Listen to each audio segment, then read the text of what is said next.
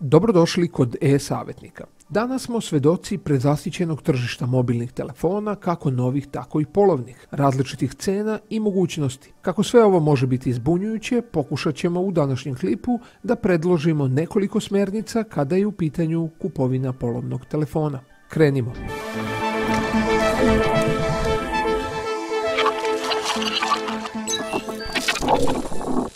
U današnjem klipu daćemo vam kratke, ali korisne savjete koje možete da primijenite prilikom kupovine polovnih telefona, pa krenimo redom. Pod 1.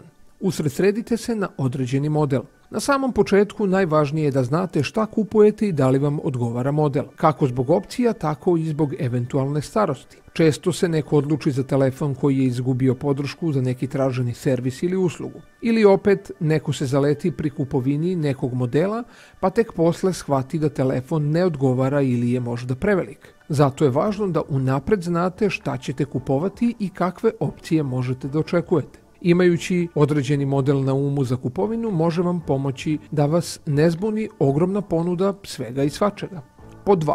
Proverite kako se kreću cene. Kada smo se odlučili koji model telefona kupujemo, prvo pogledamo po kojoj najnižoj ceni može da se nabavi, a da pritom nije oštećen ili da ima neki nedostatak. Takve odmah odbacujemo, jer nekad i nešto na izgled beznačajno može da prikrije stvarni problem. Zatim pogledamo do koje cene se kreću polovni modeli, a potom pogledamo i cenu novog telefona, kako ne bismo preplatili polovan model. Kada smo sagledali u kom rasponu cena se kreće telefon koji želimo da kupimo, prelazimo na sljedeći korak. Pod 3. Tražite kompletno pakovanje. Poželjno je da telefon bude u kompletnom prodajnom pakovanju jer uglavnom ukazuje na nekoga ko se bolje odnosi prema tehnici, a i vi ćete biti u prednosti ukoliko dalje budete prodavali telefon u kompletnom pakovanju. Pod 4. Neka garancija bude prednost. Ukoliko ste pronašli model koji vam cenovno odgovara, potrudite se da za svoj novac dobijete garanciju kako ne biste snosili dodatne troškove eventualno kvara. Uvek možete pronaći ponude telefona koje su pod garancijom operatera ili sam prodavac daje overenu pismenu garanciju. Izbegavajte usmene garancije na reč. Također, proverite da li je ispravan serijski broj upisan u garanciju, da li se brojevi slažu na kutiji i telefonu i da li je garancija overena. Nije na odmet zatražiti i kopiju lične karte prodavca ukoliko je u pitanju neki skuplji telefon. Pod 5. Uvek se nalazite na javnom mestu.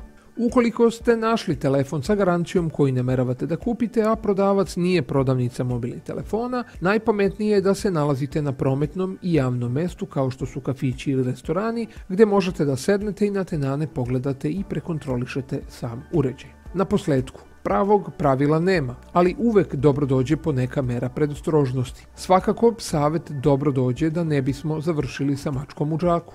Ukoliko i dalje niste sigurni da možete samostalno da obavite kupovinu telefona, spremili smo vam i bonus savjet. Zamolite nekoga ko se razume u telefone da vam pomogne. Ukoliko imate prijatelje koji se razume u tehniku, nije loše da prateći naše savjete zajedno obavite sigurnu kupovinu.